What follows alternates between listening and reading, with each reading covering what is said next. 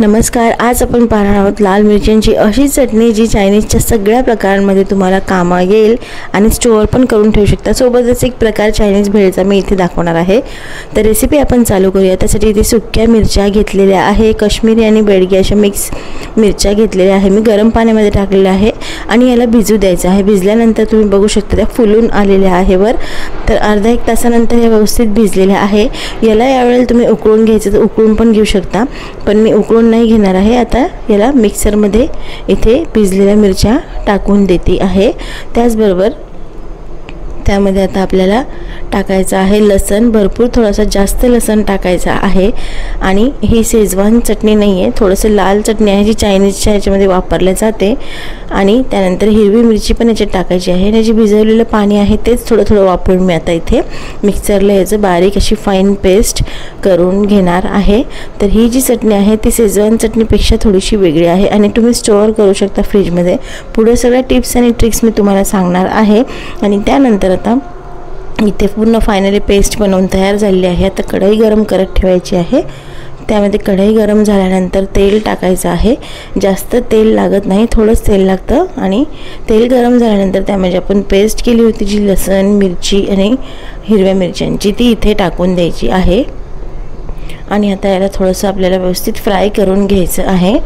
जर तुम्ही उकळून घेतल्या मिरच्या तर जास्त वेळ फ्राय करावं लागत नाही। मी मिरच्या उकळल्या नव्हत्या म्हणून थोडं जास्त इथे फ्राय करून घेणार आहे।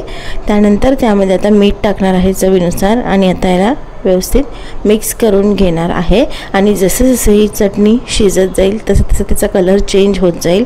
फक्त एक पोह्याचा चमचाभर इथे थोडा मोठा चमचा भरून सोया सॉस टाकलेला आहे। अर्थातच चायनीजची चटणी आहे त्यामुळे हे सगळे प्रकार याच्यात लागणारच आहे आणि टेस्ट पण याला खूप छान लागते। जे स्ट्रीट फूड मुंबईमध्ये जास्त फेमस आहे चायनीज पकोडे आणि चायनीज भेळ, त्यासाठी ही चटणी ते वापरतात। तर तुम्ही ही चटणी बनवून एकदा स्टोअर करून ठेवू शकता आणि त्यानंतर त्यामध्ये मग तुम्ही वेगवेगळे प्रकार बनवू शकता। मी हे प्रकार चायनीजच्या सगळ्या रेसिपी बनवण्यासाठी ही चटणी वापरते। 1 चमचा आणि फूड कलर थोडासा इथे टाकते, ऑप्शनल आहे, तसं कलर चांगला आलेला आहे। पण थोडंसं तुम्हाला मी बाहेरच्यासारखं दाखवण्यासाठी ते फूड कलर टाकलेला आहे। तुम्हाला नसेल टाकायचं तर तुम्ही स्किप करू शकता। त्याचबरोबर जी बाहेरची चटणी असते तिला असं चिकटपणा आलेला असतो, त्यामध्ये कॉर्नफ्लोअर असतं, तर मी अगदी थोडंसं कॉर्नफ्लोअर इथे टाकते आहे।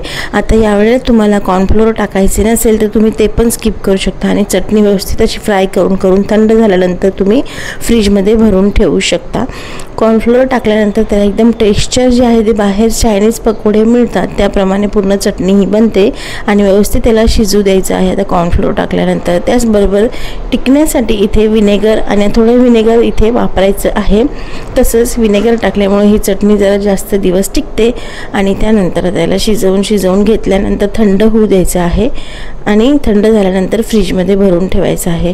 चटणी बनायची मुलं वाटच पाहत होते आणि कंटिन्यू चायनीजची भेळ बनवून खात आहे। एकदा ही चटणी बनवली की तुम्ही त्यामध्ये मग भेळ करू शकता। आता एक प्रकार मी तुम्हाला चायनीज भेळचं दाखवते आहे। हे नूडल्स इथे टाकलेले आहेत तळलेले, त्यानंतर पत्तागोबी टाकलेली आहे आणि तयार गरम गरम चटणी जी आहे ती पण मी इथे आता याच्यात टाकून देणार आहे। चांगली छान तिखट झणझणीत चटणी झालेली आहे। आणि चायनीजचे नूडल्स फ्राईड तुम्ही ते पण घरी करून स्टोअर कशी करून ठेवू शकता त्याची पण रेसिपी मी चॅनलला पोस्ट केलेली आहे बऱ्याच वर्षांपूर्वी। तुम्ही चायनीजच्या प्लेलिस्टमध्ये जाऊन बघू शकता। आणि आवश्यकतेनुसार याच्यात चटणी टाकल्यानंतर तुम्हाला ॲडिशनल तुम्ही गाजर वगैरे भाज्या ॲड करू शकता, अजून शिमला मिरची वगैरे। पण मी इथे पत्तागोबी होती म्हणून पटकन जी बाहेर मिळते त्याची सेम भेळ तुम्हाला इथे दाखवणार आहे।